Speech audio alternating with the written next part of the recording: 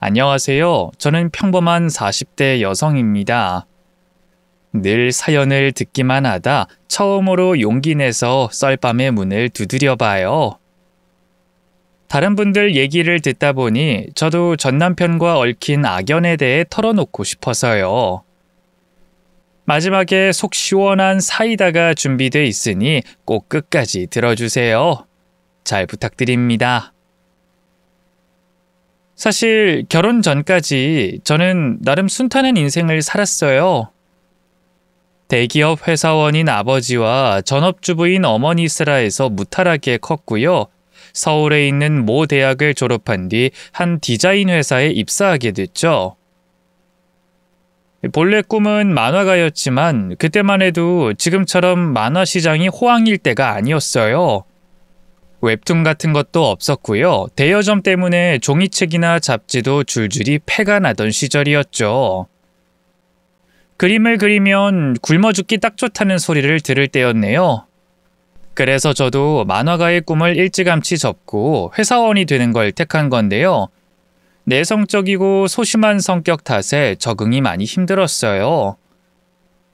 하필 제 직속 사수가 또 호랑이로 유명해서요. 툭하면 제게 화를 내고 소리를 지르곤 했죠.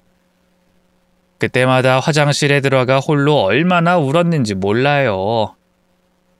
매일 아침 눈을 뜰 때마다 회사에 가야 한다는 사실에 숨이 턱턱 막히곤 했죠. 그래도 어떻게든 버티고 버텨서 그 회사에서 3년을 일했는데요. 사실 제가 그렇게 오래 다닐 수 있었던 건 같은 팀에 있는 과장님 덕분이었어요. 사실 사수가 무서워서 업무에 대해 궁금한 게 생겨도 차마 물어보질 못했거든요. 근데 그걸 어떻게 아셨는지 제게 메신저로 틈날 때마다 말을 걸어주시더라고요. 뭐 밥은 먹었냐, 일 관련해서 뭐 모르는 거 있으면 물어봐라. 참 다정하게도 챙겨주셨죠. 제가 실수해서 사수한테 혼날 때도 너무 심하다 싶으면 나서서 제동을 걸어주곤 하셨네요. 자연스럽게 저는 과장님에게 점점 더 의지하게 됐고요. 그 감정은 과장님이 미혼이라는 걸 안 뒤로는 연심이 되어 갔어요. 저보다 무려 9살이 연상이었지만 사랑엔 국경도 나이도 없다고 하잖아요. 그래도 차마 고백할 용기는 없어서 혼자 속으로 끙끙 앓기만 했는데요. 어느 날 과장님과 단둘이 술을 먹다 그만 실수로 제 마음을 표현하고 말았어요. 차이겠구나 싶어서 전전긍긍했는데 웬걸 과장님이 갑자기 제 코앞으로 다가와 입을 맞추는 게 아니겠어요. 알고 보니 과장님도 오래전부터 저를 좋아하고 있었다고 하더군요. 그날 이후로 과장님과 저는 연인 사이로 발돋움했어요. 과장님은 예전보다 더 다정하고 믿음직스러워졌고요. 연상 특유의 부드러운 카리스마로 저를 잘 이끌어줬죠. 과장님과 함께라면 그 무엇도 두렵지 않았네요.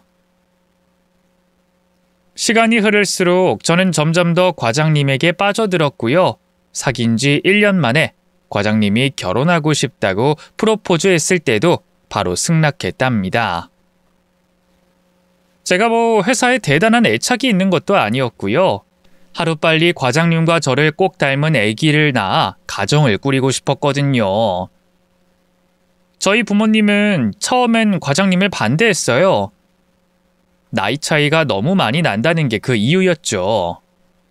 하지만 자식 이기는 부모 없다잖아요.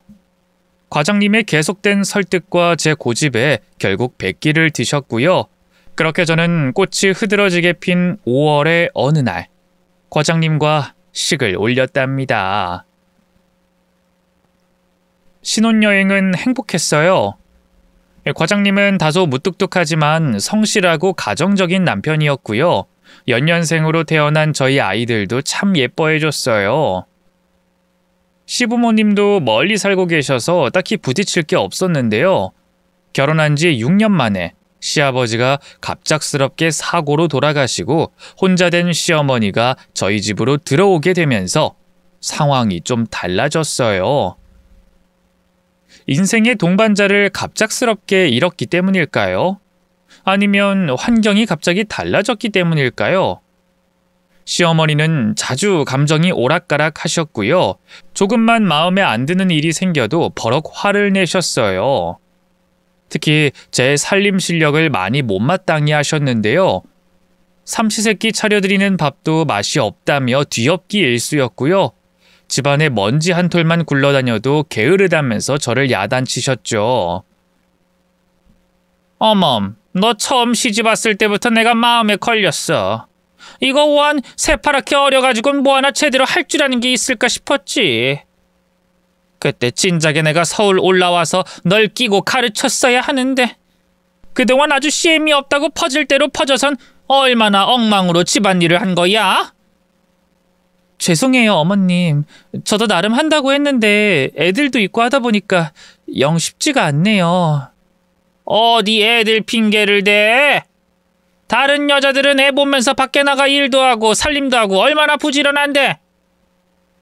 나만 해도 옛날에 승철이 등에 업고 하루 종일 밭 깔고 세찬 만들고 그랬어. 그땐 뭐 세탁기니 청소기니 이런 게 있었는 줄 알아? 전부 다 손으로 했으니 새벽같이 일어나 한시도 쉬지 않고 일해야 했지. 그때에 비하면 어멈 넌 진짜 좋은 세상에 살고 있는 거야. 근데 어디 애를 핑계를 대? 어머님, 전 핑계댄 게 아니라... 에이, 듣기 싫다. 그동안 애 키운다는 핑계로 우리 승철이 형편없는 밥 먹이고 돼지오리 같은 집구석에 살게 했을 거 생각하면 아주 속에서 천불이 나. 시어머니는 지독한 독불장군이었어요. 제 말은 들어보려 하지도 않았고요. 한번 화가 나면 제가 눈물을 쏙 뺄 때까지 온갖 막말을 쏟아내셨죠. 회사 다닐 적에 저를 괴롭히던 사수는 귀엽게 생각될 정도였어요. 세상 그 어느 곳보다 안락하고 정겹게 느껴졌던 집이 언젠가부터 창살 없는 감옥처럼 느껴지더군요. 견디다 못해 남편에게 하소연도 해봤어요. 하지만 시아버지가 돌아가신 뒤로 완전 효자가 되어버린 남편은 그저 시어머니 편만 들었어요. 어리고 아랫사람인 제가 무조건 참아야 한다는 식이었죠. 사실 당신이 살림을 잘하는 편은 아니잖아. 우리 엄마가 뭐 없는 잘못을 만들어내서 트집 잡는 것도 아니고 당신이 엄마 마음에 들게 노력 좀 해. 자꾸 우는 소리만 하지 말고. 어쩜 그런 점은 회사 다닐 때랑 하나도 안 변했어. 그땐 어렸으니 귀엽다고 넘어갔지만 이제 당신도 애 둘 딸린 아줌마인데 언제까지 애처럼 굴 거야? 무슨 말을 그렇게 서운하게 해? 내가 내 잘못도 모르고 우는 소리만 한다 이거야? 그래, 뭐 내 살림 솜씨가 어머님 성에 안 찰 수 있지. 어머님은 30년 넘게 주부로만 지내셨으니까. 하지만 내가 주부로서 애들 엄마로서 의무를 저버린 것도 아니고 매일 새벽같이 일어나서 당신이랑 어머님 밥 차려주고 청소하고 빨래하고 쉼없이 일하고 있잖아. 그럼 빈말로라도 고생한다, 따뜻한 말 한마디 해줄 수 있는 거 아니야? 근데 어머님은 나만 보면 눈에 쌍심 지켜고 화만 내기 바쁘다고. 이젠 어머님 발자국 소리만 들려도 심장이 뛰고 숨이 턱 막혀. 알아? 아이 무슨... 오바 좀 하지 마. 우리 엄마가 뭐 괴물이라도 돼? 심장이 뛰고 숨이 막히게? 나한텐 괴물이나 다름없어. 어쩜 당신은 그렇게 어머님하고 똑같아? 내가 얼마나 노력하고 있는지 얼마나 힘들어하는진 보이지도 않지? 나 어머님한테 칭찬 한번 받아보겠답시고 요리책 보고 공부하고 빨래도 다 손으로 애벌 빨래하고 베란다도 매일 청소해.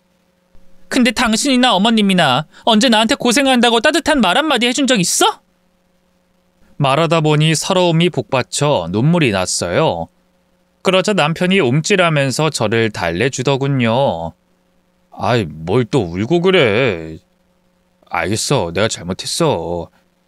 당신이 얼마나 고생하는지 내가 왜 모르겠어. 다 알지. 근데 우리 엄마, 아버지 돌아가시고 얼마나 상심이 크셔. 밤에 잠도 잘 못 주무시고 외출도 잘 안 하시잖아. 노인네 불쌍하지도 않아? 당신이 조금만 더 이해해줘. 나도 엄마한테 얘기 한번 잘 해볼 테니까. 그러나 남편의 중재도 별 소용이 없었어요. 오히려 시어머니는 제가 남편과 다툰 다음 날이면 더욱더 모질고 표독스럽게 시집살이를 시키셨죠. 그렇게 한 3년을 살다 보니 저도 미치겠더라고요. 시어머니와는 도저히 함께 살 수가 없을 것 같더군요. 그래서 남편에게 시어머니를 내보내자고 얘기했어요. 안 그러면 이혼하겠다고요. 당연히 남편은 불같이 화를 냈죠. 당신 정말 이럴 거야? 우리 엄마가 의지할 남편이 있는 것도 아니고 다른 자식이 있는 것도 아닌데 모시고 안 살겠다고 하면 그건 우리 엄마들은 혼자 나가 죽으라는 것밖에 더 돼? 누가 나가 죽으래? 어머님도 성인이야. 아직 정정하시잖아. 거동이 불편하신 것도 아니고 나보다 더 덩치가 좋으신데 혼자 못 살 이유가 뭐야? 이대로는 정말 내가 죽을 것 같아서 그래. 이제 어머님 얼굴만 봐도 피가 마르는 기분이라고. 그래서 지금 우리 엄마 쫓아내자고? 혼자 나가 살라고? 이 근처에 따로 집 얻어드리면 되잖아. 아버님 돌아가시면서 나온 보험금이면 어머님 혼자 지낼 작은 빌라 전세 정도는 구할 수 있을 거야. 지금 누가 돈 때문에 그래? 난 못해. 우리 엄마 절대로 못 내보낸다고. 그래? 그럼 우리 이혼하자. 나도 더는 이렇게 못 살아. 뭐? 당신 지금 이혼이라고 했어? 그래. 나 지금 가벼운 마음으로 이러는 거 아니야. 내가 오죽하면 당신한테 이렇게까지 말하겠어? 선택해. 나랑 애들이야, 어머님이야? 남편은 씩씩대다가 그대로 안방문을 박차고 나가버렸어요. 저는 배수의 진을 치는 각오로 이혼 서류를 준비했고요. 다음날 퇴근한 남편에게 내밀었죠. 그러자 남편은 한숨을 푹 쉬면서 그러더군요. 정말 이렇게까지 해야겠어? 엄마한텐 내가 당신이 그동안 얼마나 힘들었는지 잘 얘기해 볼 테니까. 소용없는 짓이야. 지금까지 당신이 그럴 때마다 어머님이 어디 달라졌는 줄 알아? 오히려 더 악독하게 나한테 뭐라고 하셨지. 어머님하고 나는 절대 한 집에서 같이 살 수 없어. 이젠 당신이 선택해야 돼. 어머님하고 나중에 누구랑 같이 살지. 남편은 긴 한숨을 내셨어요. 그리고 무언가를 다짐한 듯 손에 들고 있던 이혼 서류를 구겨버리더군요. 알겠어. 이번 달 안에 엄마 살집 알아볼게. 너무 멀리 있는 불안하니까 이 근처로. 그렇게 말하는 남편의 표정은 참담했어요. 저를 위해 힘든 결정을 내려준 남편에게 참 고맙고도 미안하더군요. 그래, 알겠어. 어려운 선택하게 만들어서 미안해.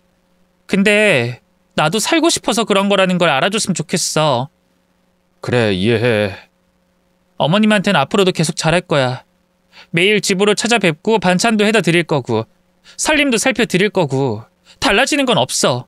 그냥 잠만 딴 집에서 주무시는 거라고 생각해줘. 그래. 근데 우리 엄마가 어떻게 받아들일진 모르겠다. 남편의 말처럼 시어머니는 불같이 화를 냈어요. 흥분을 못 이겨 제 머리채를 잡고 온갖 욕설을 퍼붓기까지 했죠. 이 카나칸 년, 감히 우리 아들을 꼬셔가지고 나를 내쫓아? 네가 지금 우리 아들하고 내 사이를 갈라놓으려고 수쓰는 걸 모를 줄 알아? 어머님, 이 손 좀 놓고 말씀하세요. 서운하신 건 이해하는데 뭐? 서운? 그냥 서운 정도인 줄 알아? 인연이 어디 시애미 뒤통수를 때려놓고 내가 너 이대로 그냥 가만히 두고 볼 것 같아? 반드시 죽여버릴 거야. 죽여버릴 거라고! 저를 죽일 것처럼 달려드는 시어머니를 남편이 간신히 떼어냈어요. 그리고 시어머니를 데리고 밖으로 나갔죠. 이대로 시어머니 분가가 물거품이 되는 건 아닐까 걱정했는데요. 잠시 후 시어머니와 돌아온 남편이 뜻밖의 절충안을 냈어요. 자기가 당분간은 두 집 살림을 하겠다고 하더군요. 두 집 살림이라니? 그게 무슨 말이야? 엄마가 아무래도 혼자 살아본 적이 없잖아. 이것저것 걱정되는 게 많나 봐. 그래서 적응하실 때까지만 내가 엄마랑 같이 살게. 생각지도 못한 일에 기가 막혔지만 그렇다고 마냥 반대할 수는 없었어요. 그럼 시어머니의 분가도 물거품이 될 게 뻔했으니까요. 결국 저는 울며 겨자 먹기로 그렇게 하라며 고개를 끄덕일 수밖에 없었네요. 그렇게 시어머니는 한 달 뒤 근처에 작은 빌라를 얻어 독립하셨어요. 그제야 좀 사람이 사는 것 같고 숨통이 확 트이더군요. 불안증에 시달려 먹던 정신과 약도 끊었고요. 밥도 잘 먹고 밤에 잠도 잘 잤죠. 남편은 거의 시어머니 집에서 살다시피 했는데요. 그 부분이 좀 거슬렸지만 이 사람이 모든 걸 얻을 순 없는 법이잖아요. 시어머니가 독립 생활에 적응하시면 남편도 다시 집으로 들어올 테니 시간이 해결해 줄 일이라 믿었네요. 하지만 반년이 넘도록 남편은 계속 시어머니 집에서만 지냈고요. 부부 사이도 점차 소원해졌어요. 시어머니가 남편에게 대체 뭐라고 한 건지 남편은 시간이 흐를수록 점점 더 제게 냉랭하게 대했어요. 마치 못되고 악독한 며느리인 제가 늙고 힘없는 시어머니를 쫓아낸 것처럼 굴더군요. 남편과의 사이를 회복하기 위해 이런저런 노력을 다 해봤지만 별 소용은 없었어요. 이대로 정말 이혼하게 되는 건 아닐까 너무 불안했죠. 그때까지만 해도 저는 아직 남편을 많이 사랑하고 있었으니까요. 그런데 가뜩이나 가정이 위태로운 상황에서 또 다른 불행이 찾아왔어요. 바로 남편의 실직이었죠. 남편은 그때까지도 제가 다니던 그 디자인 회사를 다니고 있었는데요. 직원 중 한 명이 횡령 후 해외로 도망가 버리면서 회사가 그대로 부도가 나버린 거예요. 순식간에 실직자가 된 남편은 황망해할 따름이었죠. 그래도 남편이 그간 쌓아온 경력이 있으니 바로 재취업할 수 있을 거라고 믿었는데요. 웬걸 남편의 나이 때문인지 연봉 때문인지 면접을 봐도 연락이 오는 회사가 없었어요. 몸값을 좀 낮춰봐도 마찬가지였죠. 결국 시리에 빠진 남편은 시어머니 집에 틀어박혀 두문불출했고요. 찾아가서 얘기를 해보려고 해도 방문을 꽉 걸어 잠그고 나오지 않더군요. 나중에 청소할 때 보니 술병만 한가득 나오던데 이 꼴을 보아하니 허구한 날 술만 퍼먹고 컴퓨터 게임만 하고 있는 것 같았어요. 시어머니는 그것조차 전부 제 탓을 했죠. 애초에 우리 승철이 짝으로 널 들이는 게 아니었는데 CM이를 쫓아낼 정도로 악독한 년인데 팔자가 오죽 세겠어? 지 CM이 죽이려던 것도 모자라서 이젠 우리 승철이 앞길까지 막으려는 거지. 아이고 불쌍한 우리 승철이. 어머님 그게 무슨 말씀이세요? 제가 그의 앞길을 왜 막아요? 저도 답답해요. 돈 들어갈 곳은 천지고 모아둔 저금은 바닥나고 있는데 당장 애들 다음 달 급식비 낼 돈도 없다고요. 넌 우리 승철이가 돈 벌어오는 기계로만 보이니? 결혼하고 10년 가까이 집에서 놀고 먹었으면 이럴 때 네가 좀 나서도 되잖아. 나 같으면 지혜비 찾아와서 닥달할 시간에 나가서 어떻게든 한 푼이라도 벌어보려고 하겠다. 네가 지금 정말 애들이 걱정돼서 이러는 게 맞는 거야? 당장 네가 집에서 놀고 먹을 수 없게 되니까 화가 나서 그러는 건 아니고. 어머님, 무슨 말씀을 그렇게 하세요? 제가 집에서 놀고 먹다뇨. 애들 키우랴 살림하랴 어머님 뒤치다꺼리 하랴 잠도 제대로 못 자가면서 일하는데요. 제 항변에도 시어머니는 코웃음만 쳤어요. 정말 너무 속상하고 화가 나더군요. 하지만 시어머니와 대거리할 시간조차 없었어요. 정말로 목구멍이 포도청인 상황이었으니까요. 친정도 아버지가 퇴직하면서 살림이 그렇게 넉넉한 상황이 아니었거든요. 처음 몇 번은 도움을 주셨지만 나중엔 돈 얘기를 꺼내는 것도 민망하고 죄송하더군요. 결국 저는 남편 이름으로 은행에서 대출을 조금 받았고요. 그걸로 연명하다 이듬해 둘째가 초등학교에 입학하자마자 바로 일자리를 알아보기 시작했어요. 애들 둘이 그래도 학교를 다니기 시작하니까 조금은 여유가 생기더라고요. 다행히 지인의 소개로 집에서 그림 그리는 일을 수주받을 수 있었는데요. 책이나 상품에 들어갈 적당한 그림을 그려주는 일러스트 일이었어요. 벌이가 많진 않았지만 그래도 집에서 틈틈이 시간을 내 작업을 할 수 있다는 게 큰 장점이었죠. 이미 진 빚을 갚는 것까진 무리였지만 그래도 이자를 낼 정도는 됐고요. 5 식구가 배를 곪지 않을 정도로는 먹고 살 수 있었네요. 낮에는 살림하고 애들 챙기랴, 밤에는 일러스트 일하랴, 틈틈이 딴 집 사는 시어머니랑 남편 챙기랴, 정말 몸이 10개라도 모자랐어요. 일하다 코피가 난 적도 여러 번이었죠. 하지만 저까지 무너져버리면 저희 가정은 끝이었어요. 그래서 아이들을 생각해서라도 버티고 또 버텼는데요. 그런 제가 가엾지도 않았던 건지 하늘에선 또 하나의 시련을 내려주셨어요. 하루는 집에서 일하고 있는데 누군가 문을 두드렸어요.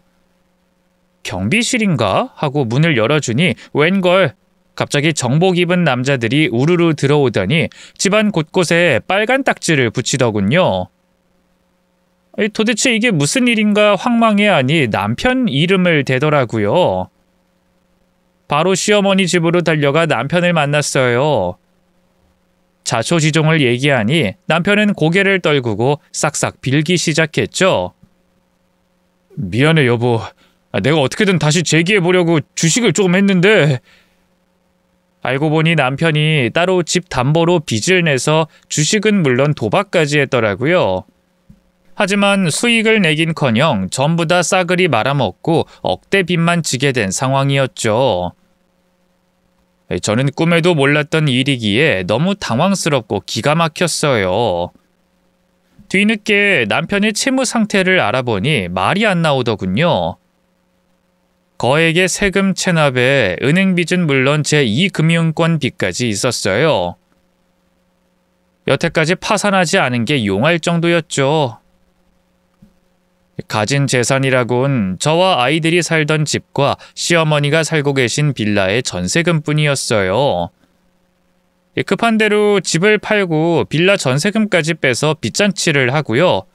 저희 5 식구는 달동네에 있는 작은 사글세 방으로 거처를 옮겼어요. 5 식구가 온전히 눕기도 힘들 만큼 작고요. 부엌에선 쥐가 나오고 연탄불을 떼는 곳이었지만 그래도 벽과 지붕이 있다는 것만으로도 다행이다 싶었네요. 맘 같아선 이혼하고 싶었는데요. 남편이 제발 이혼만은 하지 말아달라면서 자기가 어떻게든 빚을 해결하겠다고 싹싹 빌었어요. 그때라도 갈라섰어야 하는데 아직 어린 아이들을 생각하니 차마 그럴 수가 없더군요. 남편에 대한 어느 정도의 연민과 정도 있었고요. 남편이 다시 일하는 조건으로 이혼은 하지 않겠다고 했어요. 남편은 그제야 여기저기 일자리를 알아봤지만 채무 상태 때문에 멀쩡한 회사에 들어갈 수는 없었고요. 결국 공사판에 나가 막노동을 하기 시작했죠. 저는 저대로 집에서 더욱더 열심히 일러스트 일을 했고요. 그쯤엔 시어머니도 제 눈치를 보기 시작했어요. 남편 앞으로 있는 빚만 몇 억에 집안 경제권도 거진 제가 다 책임지고 있었으니까요. 생전 안 그러던 노인네가 저 대신 애들 밥을 챙겨주기도 하고요. 빨래나 설거지 같은 것도 가끔 거들어주더군요. 매일같이 퍼붓던 막말과 욕설도 쏙 들어갔고요. 이 사람이 참 강약약강이구나 싶어서 쓴웃음이 났는데요. 어쨌든 시어머니와 한 집에 살아도 큰 마찰이 없으니 다행이다 싶었어요. 그러던 어느 날이었어요. 또다시 저희 집에 뜻하지 않은 불행이 찾아왔는데요.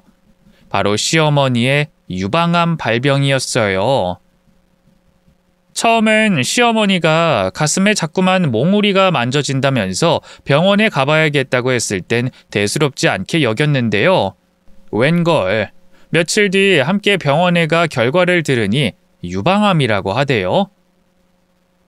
제발 오진이길 바라는 마음으로 재검사를 해봤지만 결과는 마찬가지였어요. 심지어 이미 꽤나 진행이 된 상태라서 수술과 항암 치료를 서둘러야 하는 상황이었죠. 당장 필요한 병원비만 몇백이었는데요. 남편과 제 벌이로는 어림도 없었어요. 게다가 시어머니는 보험조차 가입되어 있지 않았기 때문에 그 금액이 더 어마어마했죠. 어떻게 해야 할지 너무 막막하더라고요. 오히려 시어머니가 애써 아무렇지 않은 척 의연하게 행동하셨죠. 괜찮다. 어차피 살 만큼 산 늙은인데 이제 그만 죽을 때가 된 거지 뭐. 시어머니의 말을 가만히 듣고 있던 남편이 버럭 성을 냈어요. 엄마는 무슨 말을 그렇게 해? 엄마가 죽긴 왜 죽어? 수술 받으면 살 수 있다잖아.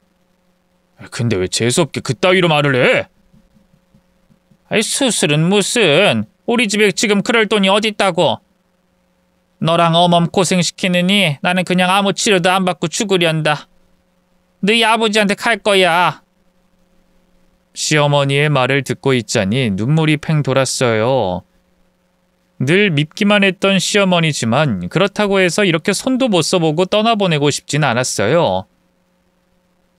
어찌할 바를 모르다 일단 은행으로 찾아가 대출을 알아봤는데요.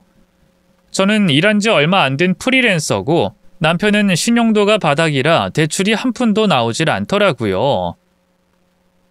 결국 또 사채에 손을 댈 수밖에 없는 건가 너무 막막했는데요. 그때 갑자기 구원의 손길이 내려졌어요. 바로 저희 친정 부모님이었죠. 글쎄 제 앞으로 7천만 원이라는 큰 돈을 덜컥 보내셨지 뭐예요. 놀라서 바로 엄마한테 전화하니 어떻게 생긴 돈인지는 묻지 말고 시어머니 치료비에 쓰라고 하더군요. 아니, 엄마가 이 큰 돈이 어디서 났어? 아버지 퇴직금도 그때 집 산다고 다 썼을 텐데. 뭘 자꾸 캐물어. 그냥 감사합니다 하고 쓰면 되지. 엄마랑 아버지 사정을 내가 뻔히 아는데 어떻게 그래. 됐으니까 이 돈 다시 돌려줄게. 그럼 사부인은 어떡하고? 당장 수술 들어가야 한다며. 그건 그렇지만 됐으니까 아무 말 말고 얼른 사부인 치료부터 해라. 우리도 다 먹고 살만하니까 그 돈 보내준 거지 않겠니? 나중에 알고 보니 그 돈은 부모님이 살던 집을 판 돈이었어요. 그동안 두 분이서 알뜰살뜰하게 모은 돈에 아버지 퇴직금을 더해 산 집이었는데 그걸 저희 시어머니 병원비를 위해 처분하신 거였죠. 뒤늦게 그 사실을 알고 얼마나 죄송했는지 몰라요. 엄마 미안해. 못난 나 때문에. 내가 어떻게든 그 돈 꼭 다 갚을게. 그러니까 조금만 기다려줘. 남편 역시 저희 부모님 앞에서 차마 고개를 들지 못했네요. 죄송합니다, 장인어른 장모님. 제가 다 해결해야 할 일을 괜히 두 분이. 정말 죄송합니다. 제가 몸이 부서져라 열심히 일해서요. 꼭 그 돈 다 돌려드릴게요. 이 사람한테도 정말 잘하고요. 저희 엄마 목숨 구해주셔서 정말 감사합니다. 됐으니까 그만 고개 들게나. 사부인만 무사히 완쾌한다면 우린 더 바랄 게 없으니까. 부모님의 따뜻한 마음씨 덕분일까요? 시어머니는 무사히 수술을 마치셨고요. 힘겨운 항암 치료도 무사히 견뎌냈어요. 간병인을 구할 여유도 없었기 때문에 거의 제가 옆에 붙어 있다시피 했는데요. 시어머니는 아픔 때문에 여유가 없어서인지 예전처럼 제게 많이 히스테리를 부리셨어요. 또 본인은 손도 까딱 안 하고요. 침대에 누운 채로 물 떠와라, 양치질 시켜달라 저를 하녀처럼 부려먹었죠. 이때때로 화가 날 때도 있었지만 그래도 아픈 분이니 이해하고 넘어가려고 했어요. 오죽 힘들면 이러실까 싶어서요. 저희 부모님 돈을 갚겠답시고 매일 새벽까지 일하다 녹초가 돼서 들어오는 남편이 가엾기도 했고요. 그런 상황에서 시간은 참 빠르게도 흘렀어요. 끝이 보이지 않던 시어머니와의 병원 생활은 다행히 완쾌라는 이름으로 막을 내렸고요. 저는 건강해진 시어머니와 함께 집으로 돌아올 수 있었죠. 남편도 저희 친정 부모님도 얼마나 기뻐했는지 몰라요. 따로 케이크를 사서 조촐하지만 축하 파티도 했죠. 그땐 정말 꿈에도 몰랐어요. 남편이 제 뒤통수를 칠 준비를 하고 있을 줄은 말이죠. 시어머니가 집으로 돌아온 지 일주일쯤 됐을까요? 갑자기 남편이 제게 서류 한 장을 내밀었어요. 이게 뭐야? 보면 몰라? 이혼 서류잖아. 남편의 덤덤한 말에 심장이 쿵 내려앉는 기분이었어요. 뒤늦게 서류를 확인하니 정말로 이혼 서류가 맞더군요. 당신 지금 나랑 이혼하겠다는 거야? 갑자기 왜? 이번에 엄마 암으로 아프면서 혼자 이런저런 생각 많이 해봤거든? 근데 세상살이가 전부 부질없다는 생각이 들더라고. 당신도 괜히 나 만나서 고생만 하는 것 같고. 남편의 뜬금없는 말에 기가 막혔어요. 그래서 지금 이혼하자는 거야? 내가 고생하는 것 같으면 당신이 더 잘해야지. 그렇지, 그게 맞지. 근데 나 더는 노력할 자신이 없다, 여보. 이미 너무 지쳤어. 공사팔에서 매일 몸 다쳐가면서 일하는 것도 지겹고. 그냥 나 이제 엄마만 모시고 산속에서 살 거야. 미안하다. 당신도 나 같은 놈이랑 사는 것보단 이혼하는 게 훨씬 나을 거야. 빚도 어차피 다 내 앞으로 된 빚이니까. 나 같은 놈은 있고 애들하고 새 인생 살아. 그 말을 끝으로 남편은 자리에서 일어났어요. 그리고 짐을 챙겨 정말로 시어머니를 데리고 나가버렸죠. 이미 모자끼린 다 얘기가 됐는지 시어머니는 당황해하지도 않더군요. 남편에게 버림받았다는 생각에 정말 속이 문드러지고 서러웠어요. 과거 시어머니가 분가했을 때 남편이 그 집에서 살던 것과는 기분이 또 달랐죠. 그동안 남편 빚 때문에 고생했던 거며 시어머니 병수발 들었던 거 하면 제 잃어버린 시간들이 생각나면서 억장이 무너져 내렸죠. 남편의 마음을 돌리기 위해 정말 많이 노력했는데요. 남편은 너무나 강경했어요. 이혼하는 게 저희 둘 모두를 위해서 좋을 거라고 하더군요. 자기 앞으로 쌓인 빚만 해도 아직 수억 원인데 아이들과 제 미래를 생각하라고요. 결국 저는 남편을 설득하는 데 실패했고요. 이혼 서류에 도장을 찍어줄 수밖에 없었네요. 이혼 후 맘 같아선 정말 콱 죽고 싶었는데요. 아직 생때같이 어린 아이들을 생각하면 차마 그럴 수가 없었어요. 뒤늦게 정신을 차리고 친정으로 들어갔어요. 그리고 시어머니 병간호 때문에 잠시 그만뒀던 일러스트 일을 다시 시작했네요. 친정 부모님이 아이들을 돌봐주시고 살림도 도맡아 해주셔서 일할 시간을 충분히 확보할 수 있었는데요. 그 덕분일까요? 대기업과 콜라보했던 그림이 대박이 나면서 갑자기 물밀듯이 일거리가 몰려들기 시작했어요. 그런 와중에 한 출판사로부터 웹툰 제안을 받게 됐어요. 사실 그때까지 그런 쪽으로 일을 해본 적은 한 번도 없었는데요. 과거 제 꿈이 만화가였던 게 생각나면서 가슴이 뛰더군요. 이미 원작이 있는 작품이라서 연재도 그렇게 어려울 것 같지 않았어요. 그래서 출판사 담당자님들의 도움을 받아서 용감하게 웹툰 연재를 시작했죠. 그 결과는 대박이었어요. 큰 포털 사이트에서 늘 조회수 상위권에 들었고요. 완결이 나기도 전에 드라마화 제안을 받았죠. 그와 동시에 해외에도 번역 수출되면서 순식간에 수억 원을 벌어들였네요. 순식간에 대박 작가가 되자 남편 생각이 나더라고요. 어쨌든 서로가 싫어져서가 아니라 상황 때문에 갈라선 거였으니까요. 남편이 고향 시골집에 내려간다던 말이 생각나서 급하게 수소문을 해봤는데요. 그런데 웬걸 너무나 충격적인 반전이 저를 기다리고 있었어요. 남편은 시골이 아니라 서울, 그것도 땅값이 비싸기로 소문난 지역의 고급 아파트에서 살고 있었어요. 도대체 억대 빚을 진 사람이 어떻게 그렇게 좋은 집에서 살고 있는 건지 이해가 되지 않더군요. 급하게 연락을 시도해봤지만 이미 번호도 바꾼 지 오래더라고요. 뭔가 느낌이 쎄했어요. 마치 남편에게 사기를 당한 것만 같은 기분이었죠. 고민 끝에 지인에게 추천받은 흥신소를 찾아갔어요. 그리고 남편과 시어머니의 뒷조사를 의뢰했죠. 일주일 정도 시간이 걸렸는데요. 조사 결과는 너무나 충격적이었습니다. 남편은 이미 수억 원의 빚도 깨끗하게 청산한 상태였고요. 자기 이름으로 된 작은 사업체까지 운영 중이었어요. 그 집도 남편이 산 집이 맞았죠. 남편의 인생 역전 뒤엔 놀라운 비밀이 숨어 있었는데요.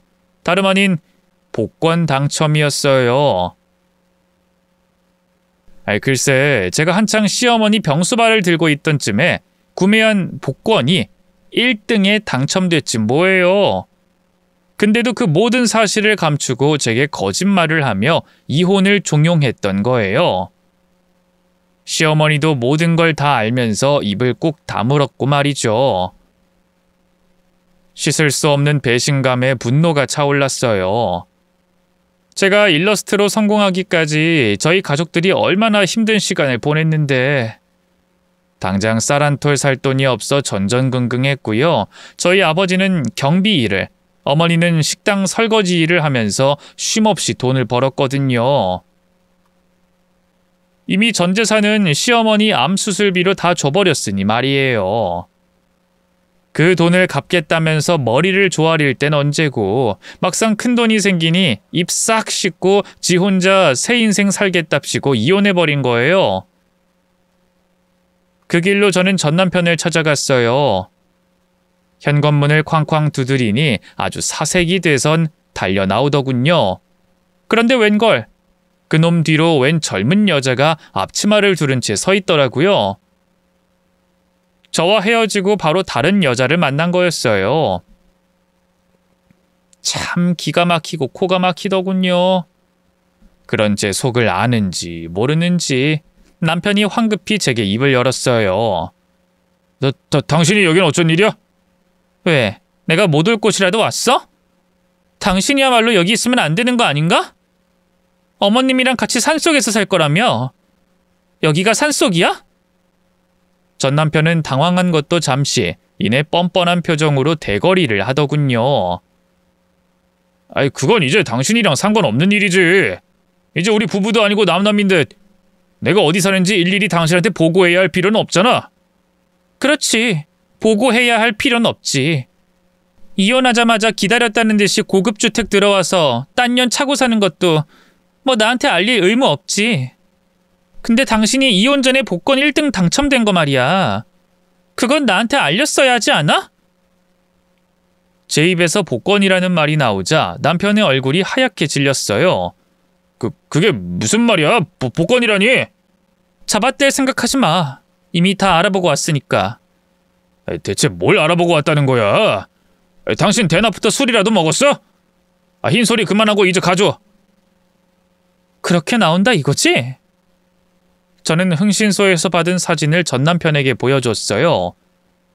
전 남편이 새 회사로 출근하는 모습, 다른 여자와 진하게 스킨십하는 모습, 새 집에서 떵떵거리며 사는 모습 등이 고스란히 찍혀 있었죠.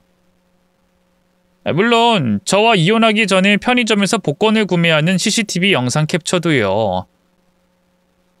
부정할 수 없는 증거에 전 남편이 사지를 벌벌 떨더군요. 그래서 이게 뭐? 내가 내 돈 주고 복권 당첨된 건데 그걸 당신하고 나눌 의무는 없잖아. 뚫린 입이라도 어디서 그따위 말을 해? 너 실직하고 집에서 팽팽 놀기만 할 때 뒷바라지 했던 게 누군데? 너네 엄마 암 걸렸을 때 집까지 팔아서 치료비 대준 게 누군데? 적어도 우리 부모님한테 진 빚은 다 갚았어야지. 그 돈이 아까워서 설탕 발림을 해선 이혼을 하고 토껴? 네가 그러고도 인간이야? 뭐 산속에 들어가서 엄마랑 둘이 조용히 살 거라고? 남은 건 빚뿐인 인간인데 더는 나랑 애들한테 패 끼치고 싶지 않다고? 네가 어떻게 나한테 이럴 수가 있어? 어떻게 애들한테 그럴 수가 있냐고? 울분을 참지 못한 저는 그대로 남편에게 달려들었어요. 남편의 뺨을 연거푸 때리고 그것도 모자라 마구잡이로 주먹을 날리고 발길질을 했죠. 그러자 가만히 지켜보고 있던 여자가 비명을 질렀어요. 이게 대체 뭐하는 짓이에요? 당장 나가요. 나가라고요! 여자가 달려들어 저를 떠밀었어요. 갑작스러운 공격에 저는 미처 대응하지 못하고 뒤로 넘어졌고요. 그 틈을 타 맥없이 맞기만 하던 남편이 벌떡 일어났죠. 그리고 뒤늦게 정신을 차린 뒤 저를 현관 밖으로 있는 힘껏 떠밀었네요. 당장 내 집에서 나가, 이 미친 여자야! 감히 여기가 어디라고 기어들어와서 이렇게 행패를 부려? 이혼 서류에 도장 찍었으면 끝이지. 이제 와서 왜 난린데? 당장 꺼져. 꺼지라고! 내가 꺼지길 바라면 우리 부모님 돈 내놔. 너희 엄마 암치료비로 썼던 그 돈 내놓으라고! 그 돈이 어떤 돈인데? 내가 널 그동안 어떻게 먹여 살렸는데? 아이, 그만 좀 해! 내가 언제 다 먹여 살려달라고 했어? 장인어른 장모님한테 우리 엄마 암치료비 달라고 한 적 있냐고! 자기들이 좋아서 해놓고 왜 이제 와서 난리야? 그렇게 나온다 이거지? 두고 봐. 내가 이대로 가만히 있을 줄 알아?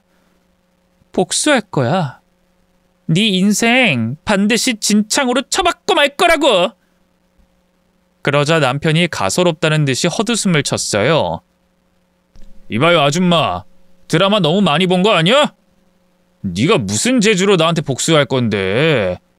나 보다시피 복권 당첨금으로 재기 성공했어. 빚도 다 갚았고 회사도 차렸다고. 근데 애 둘 딸린 이혼 여인 네가 나를 어떻게 진창으로 처박을 건데? 글쎄, 그건 두고 볼 일이지. 저는 그대로 전남편 집을 나와 바로 법률사무소를 찾아갔어요. 그리고 변호사를 만나 남편을 사기죄로 고소하고 싶다고 했죠.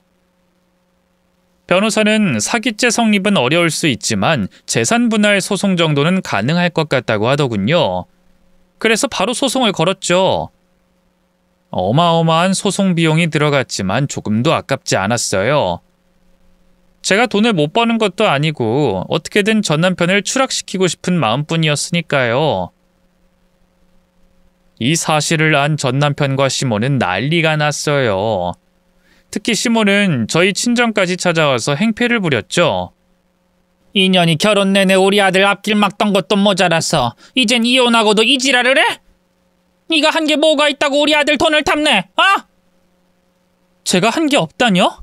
그렇게 말씀하시면 안 되죠, 어머님. 그 인간 회사 그만두고 집에서 술만 퍼먹는 동안 애들 키우고 살림하고 뒤치다꺼리한 게 누군데요? 어머님 암수발도 누가 들었는데요? 그리고 어머님 살린 그 수술비도요. 저희 친정 부모님이 집까지 팔아서 해주신 거예요. 근데 어떻게 그이가 복권 당첨 사실 숨기고 이혼할 때 한마디 언질도 안 주실 수가 있어요? 어머님은 은혜도 모르세요? 참나. 아니 누가 나 살려달라고 했어? 난 죽어도 상관없다고 했는데 멋대로 수술시키고 병 건너한 건 너잖아. 그리고 너 왜 자꾸 연려 효녀 행세하는데 처음에 한 집살이 할 땐 나 쫓아냈던 건 기억 못하니? 내가 그때 생각하면 아직도 치가 떨려. 그건 어머님이 먼저 저를 못살게 굴어서 그랬던 거잖아요. 제가 오죽했으면 그랬겠어요? 아이고 또 피해자 행세하네. 됐으니까 다시는 우리 아들한테 연락하지도 말고 찾아오지도 마. 이미 갈라섰으면 끝이지 더럽게 돈 때문에 질척거려. 그리고 그 소송도 당장 취하해. 안 그럼 그땐 정말 나도 가만 안 있을 거야. 그 애미의 그 아들이라고 시모 또한 전 남편과 마찬가지로 파렴치했어요. 도대체 저런 여자를 왜 우리 부모님 집까지 팔아서 병구안을 했는지 땅을 칠 정도로 후회가 되더군요. 어떻게든 돈이라도 돌려받겠다는 생각으로 소송을 계속해서 진행했는데요. 비슷한 판례를 알아보니 불안감이 치솟아 올랐어요. 복권 당첨으로 받은 돈은 부부가 협력해서 만든 재산이 아니라 우연히 얻게 된 돈이기 때문에 분할 대상이 아니라는 결과가 많더군요. 이대로 한 푼도 못 받고 재판 비용만 날릴까봐 얼마나 불안했는지 몰라요. 하지만 지리한 법적 다툼 끝에 승리한 건 결국 저였어요. 복권 당첨금은 보통 이혼 시 분할 대상 재산이 아니지만 제 경우엔 좀 예외라고 하더군요. 남편이 경제적인 부양 능력이 없어서 제가 대신 가장으로서 일했기 때문이죠. 또 친정 부모님이 집을 팔아서 해준 시모 병원비도 돌려줘야 한다는 판결이 나왔고요. 전 남편이 의도적으로 복권 당첨 사실을 숨긴 것도 엄연한 사기죄에 해당한다고 했네요. 전 남편은 무슨 이런 말도 안 되는 판결이 다 있냐면서 재판장이 떠나가라 행패를 부렸는데요. 결국 경호원들에 의해 제압만 당했답니다. 결국 저는 복권 당첨금의 절반에 해당하는 돈을 받았어요. 약 10억 원에 달하는 어마어마한 금액이었죠. 사실 이미 일러스트로 성공했기 때문에 돈 한 푼이 아쉬운 건 아니었지만 그래도 전 남편의 돈을 빼앗았다는 사실이 너무나 통쾌했답니다. 한편으로는 돈을 빼앗은 것 말고는 이렇다 할 복수를 하지 못해서 너무 아쉬웠는데요. 그래도 인과응보라는 게 있긴 한가 봐요. 제게 복권 당첨금의 절반을 돌려준 전 남편의 사업체는 크게 휘청거렸고요. 결국 1년도 채 못 가서 폐업하고 말았습니다. 개벌은 남 못 준다고 그때라도 정신을 차렸어야 했는데 전 남편은 또다시 주식과 도박에 손을 댔어요.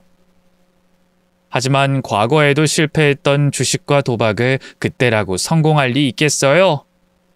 결국 그나마 남아있던 집과 약간의 재산마저 전부 탕진해버리고 말았죠. 그러자 전 남편 옆에 딱 붙어있던 여자도 도망가 버렸고요. 순식간에 빚만 잔뜩인 호래비가 되고 말았죠. 전 남편과 시모는 그제야 제가 아쉬워졌나 봐요.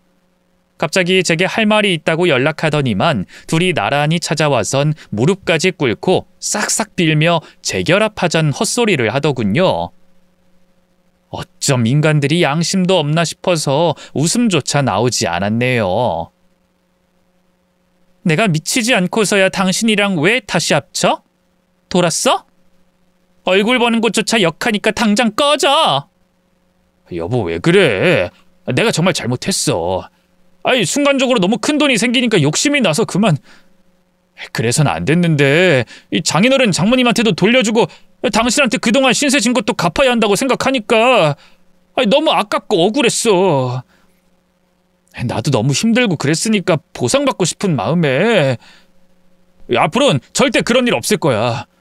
평생 당신한테만 충성하면서 살 거야. 기라면 기고 죽으라면 죽는 신용도 할게. 그러니까 제발 나 좀 다시 받아주라. 애들 생각해서라도, 응? 그러자 옆에 있던 시모도 얼른 거들기 시작했어요. 그래 어머마, 애들한텐 그래도 아빠가 있어야지 않겠니? 내가 그동안 너한테 좋은 시애미가 아니었다는 건 알고 있다. 괜히 하나 있는 아들 빼앗긴 기분에 널 못살게 굴었던 건데 이젠 정말 안 그럴 거야. 약속하마. 우리 아들한테 네가 얼마나 복덩이인지 이제야 깨달았다. 내가 보기 싫은 거면 따로 나가서 살 거고 명절이고 생일이고 하나도 안 챙겨도 된다. 그저 우리 아들하고 같이 살아만 주렴. 응? 모자의 그 가짜는 수작질을 보고 있자니 정말 속이 울렁거리더라고요. 둘이 정말 진심으로 반성하고 뉘우쳐서 그런 거겠어요? 당장 돈이 아쉬워가지고 제가 일러스트로 성공했다는 걸 알고 또 이용해 먹으려고 그러는 거였죠. 과거 저희 친정 부모님 돈을 빼갈 때처럼 말이에요. 그래서 헛웃음을 치면서 말했네요. 둘이서 내 뒤통수 칠 때부터 예상은 했는데 정말 인간의 탈을 쓰고 어쩜 그렇게 짐승만도 못해? 내가 아직도 당신들 호구 같아? 묵묵하게 살림해주고 돈 벌어다주고 병간호도 해주던 그 상병신 같냐고. 여보, 그러지 마.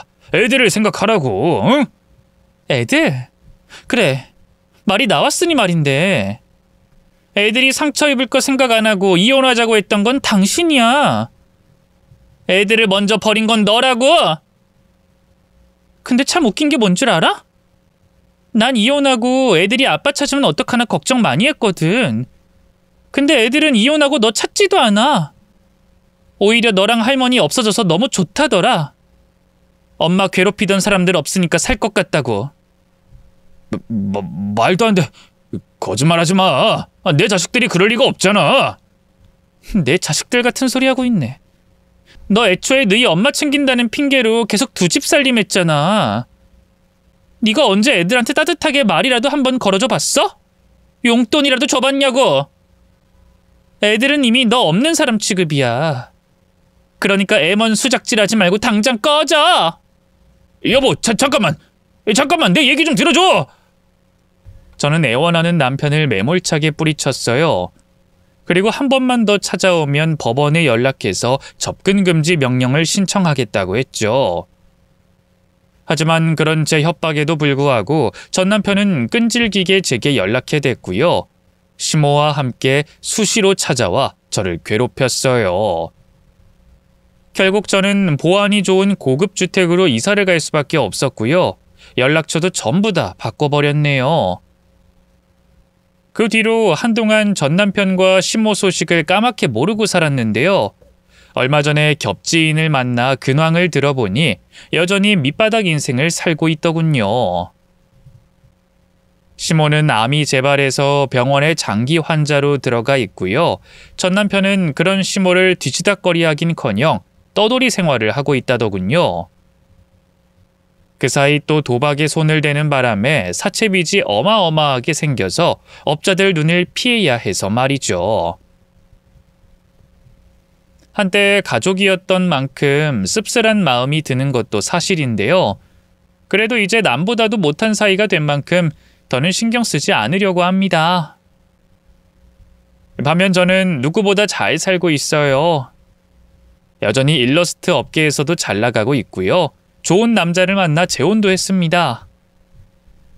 다신 사랑 같은 거 못할 줄 알았는데 세상엔 그래도 전 남편 같은 쓰레기만 있는 건 아니더라고요. 지금 남편은 평범한 회사원인데요. 전 남편과 달리 성실하고 가정적인 사람이에요. 또 저와 마찬가지로 결혼에 한번 실패한 아픔이 있는 사람인데요. 그래서인지 제 마음을 너무 잘 이해해 주고요. 저희 아이들도 마치 자기 친자식처럼 사랑으로 키워주고 있답니다. 늘 제 편인 남편 때문에 이제야 가정이라는 울타리 안에서 안정적인 삶을 꾸리고 있는 것 같아요. 큰애가 이제 고3 올라가서 많이 힘들어하고 있는데요.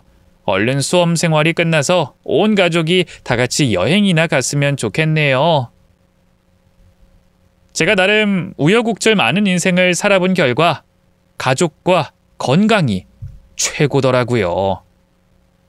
썰밤 여러분도 공감하시지 않나요? 이제 애들 학교할 시간이 돼서 슬슬 글을 마쳐야겠어요. 긴 얘기 들어주셔서 고맙습니다. 모두 건강하세요.